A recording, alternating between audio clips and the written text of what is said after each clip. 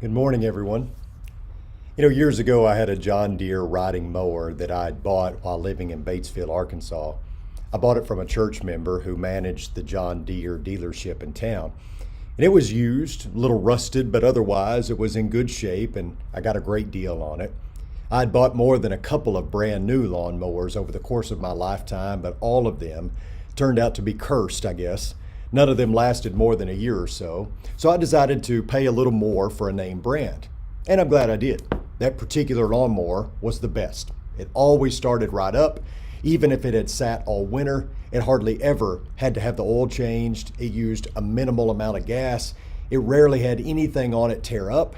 I called it Old Reliable because I could always count on going outside to mow the yard, climbing up on my John Deere mower, turning the key, and never being disappointed. Now, the antithesis to my John Deere mower was my off-brand weed eater that I had bought at Walmart. You talk about a piece of junk. I paid a fairly hefty price for it, and it was anything but reliable. At times I would yank on it for half an hour trying to get it to start. I bled through the gas. The line would constantly come off the spool, and I would have to stop and rewind it. More than once did I think about setting it on fire and just being done with it. But for some reason, I held on to it longer than I should have. I thought with time that it would become more reliable. But some things are just duds from the beginning. People can kind of be the same way. All of you probably know of someone that is 100% reliable. Doesn't matter what you need or when you call them, they're going to show up and they're going to assist you in any way they can. You can count on them through thick and thin. They will never let you down. But we all probably also know of someone that is never on time if they show up at all. They tell you they'll be there, but you take that with a grain of salt because too many times they have said that they would be there and never showed up. Their yes doesn't mean yes, their no doesn't mean no. They are the ones that always leave you hanging and have some flimsy excuse later. Fidelity, trustworthiness, reliability, faithfulness, these are words that have lost their luster in our society. There are very few old reliables anymore. We live in a day and age of disposability, of planned obsolescence, of no strings attached. We have disposable diapers, disposable plates, disposable razors, disposable cameras, disposable contact lenses. In our society, relationships have even become disposable. People commit to one another until the love runs out, until they get tired of the other person, or until the other person stops meeting their needs. People cut off close family members when they stop catering to them or when they become a burden to them. Why invest the time and energy into fixing it? Just toss it out and move on. Life's too short to be unhappy. Fidelity, trustworthiness, reliability, faithfulness, these are some mighty big words in our culture. These are words with massive meaning. The implication of such words scares many people to death. And the reason why is because of the personal responsibility attached to these words. What if I can't live up to such words? What if I fail? It takes a lot of work to be faithful. It's not easy being devoted. And fidelity? Wow. That means complete and total adherence to the relationship. That means I am bound to that person. It is strict loyalty, and for many people, that's simply too much to ask. But there's another word that perhaps carries more weight than all of these, one that defines faithfulness as well as any term I know. It's a thoroughly biblical word, and it's the term covenant. God operates under covenant. God binds himself to the people he loves, and his bond is lasting and true. In all his relations with all his people, God is perfectly faithful. He can always be safely relied upon. He is faithful in his promises, faithful to his covenant. He is faithful in all of his attributes. He is faithfully holy, faithfully loving, faithfully merciful, faithfully just, because God is perfect in all his attributes. God is never less than perfect in anything he is or anything he does. Therefore, he is 100% faithful. Today, we are almost guaranteed disappointment if we place our complete faith and trust in someone or something. Being faithful to oneself has become the standard of the day. Loyalty to self, no matter what the cost to others, seems to be the prevalent school of thought today. Perhaps you have been the victim of unfaithfulness. Maybe you placed your full faith and trust in another only to have that trust betrayed. Perhaps you've had someone you relied upon break their promise or go back on their word. Maybe you've had someone you thought was dependable prove themselves otherwise and leave you high and dry. But God is not fickle about faithfulness. He is not flaky. He is not wishy-washy about faithfulness, not even remotely. 2 Timothy 2:13 reads, "If we are faithless, he remains faithful, for he cannot deny himself." You see, unfaithfulness is an impossibility with God. God's very nature and character constitute a solemn obligation that he is his own law, that he is bound by what he is and can never be, even to the smallest degree, in what he is. If God changed in any way, he'd have to change in one of three directions: for better or for worse, from worse to better, or from one kind of being to another. And because God is absolutely perfectly holy, he couldn't be anything less than holy, so he couldn't change from better to worse. And he cannot get any holier than he already is, so he cannot change from worse to better. And God, being an infinite God, cannot change the kind of being he is. God's perfection secures this, and so does his faithfulness. Great is thy faithfulness, O God my Father. There is no shadow of turning with thee.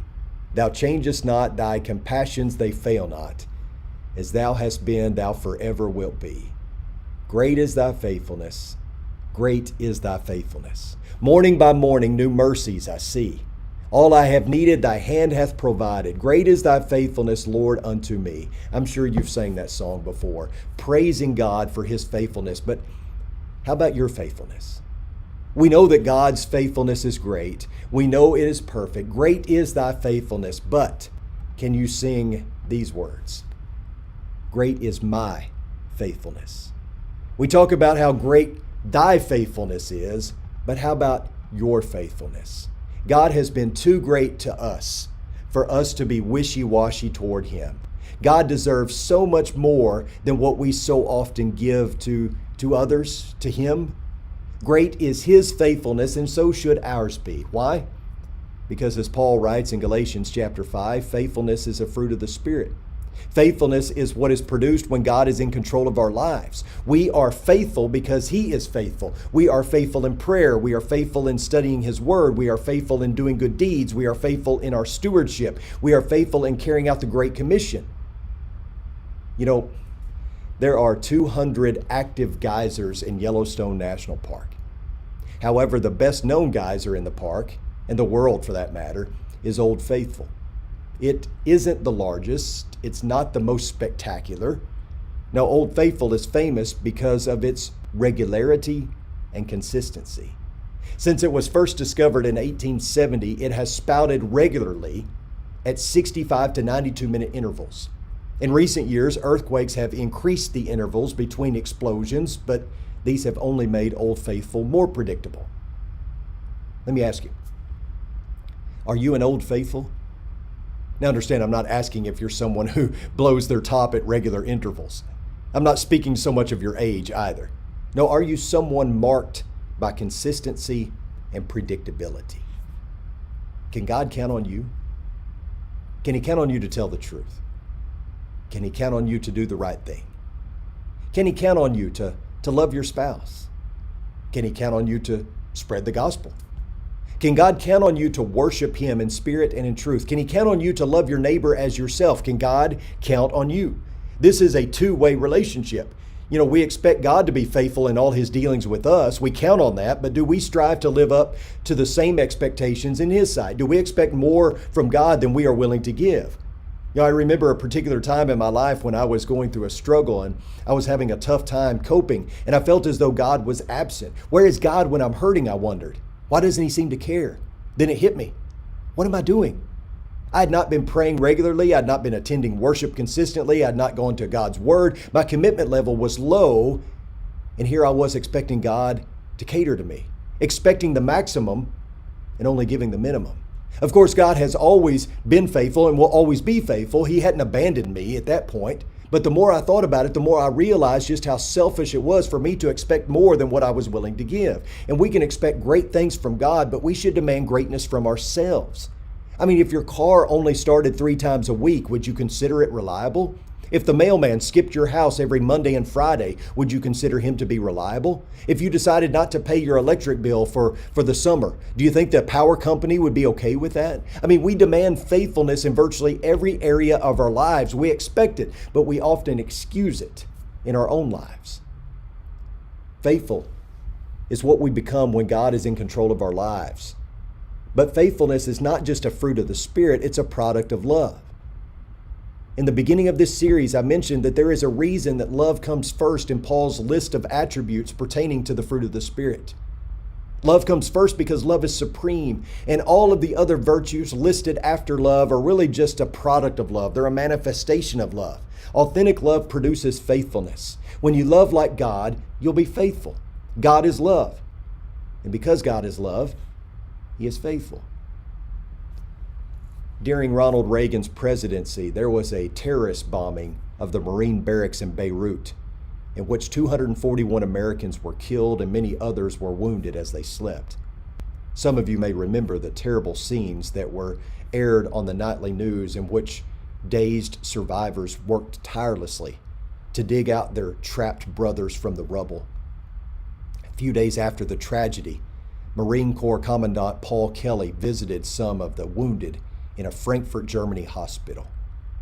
And among the survivors was Corporal Jeffrey Lee Nashton. Nashton was severely wounded and had tube after tube running in and out of his body. One witness said he looked more like a machine than a man. And as Kelly approached him, Nashton struggled to move. Racked with pain, he motioned for a piece of paper and a pen, and he wrote a brief note and gave it to the commandant.